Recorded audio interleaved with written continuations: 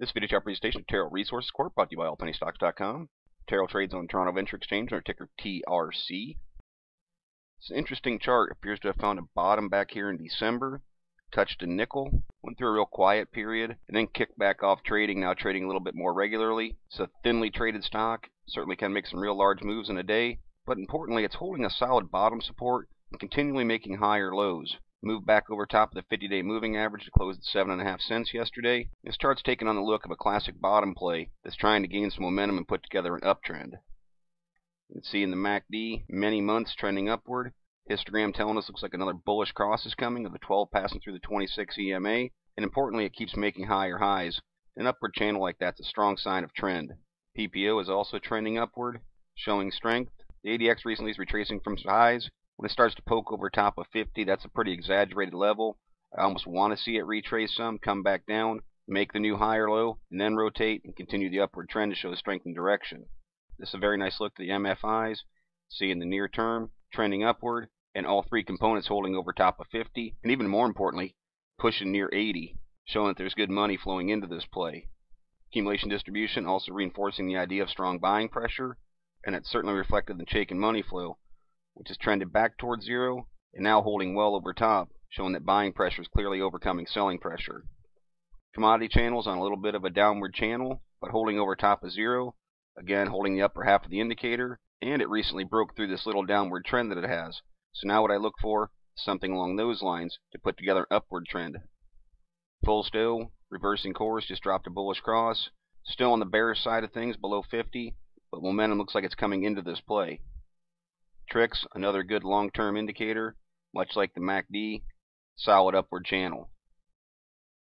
RSIs, a measure of momentum, have broken their downward channel, pushed back through 50. All three components that I use, the 7, 14, and 21, are tucked nice and neatly together. That's something that I want to see as well. Right now, the RSIs look like they're putting themselves into a bullish position.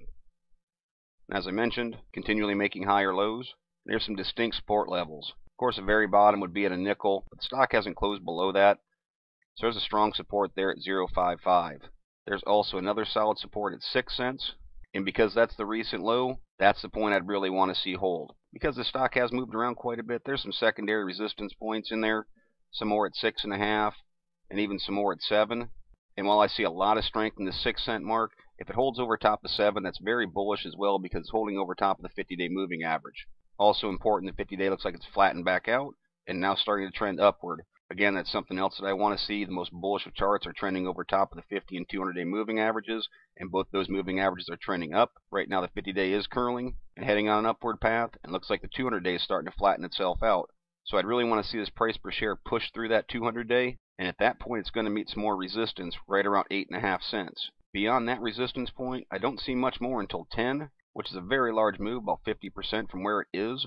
But right now, I'd have my eyes focused on 8.5. I'd look for volume to pick up. See, this does have some no volume days, but can also have some stronger days, and that's what I'd be looking for. I'd want to see this volume get back up over top of 100,000 shares. Ideally, get back up to 300,000, 500,000. Show some strong buying pressure to blow through that 8.5. And then even if it can't take out 10, if it wants to meet that resistance, come back down.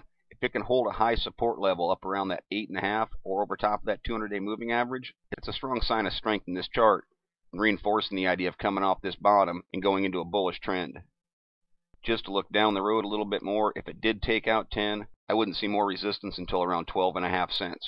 But again, we don't look for things like that. We look for incremental climbs and signs of strength. And right now I'll be holding a strong support level, trying to make a new higher low and take out that resistance at 8.5.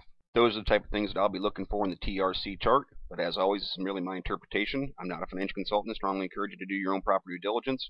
Consult with a qualified financial advisor before making any investment decisions. Past performance is not a guarantee of future results. Please visit the allpennystocks.com website to view the full disclaimer disclosure, and do not base any investment decisions on any material found on the website and/or video chart. No person employed by All Penny Stocks is a registered investment advisor or licensed broker-dealer. Thank you for watching, and trade smart.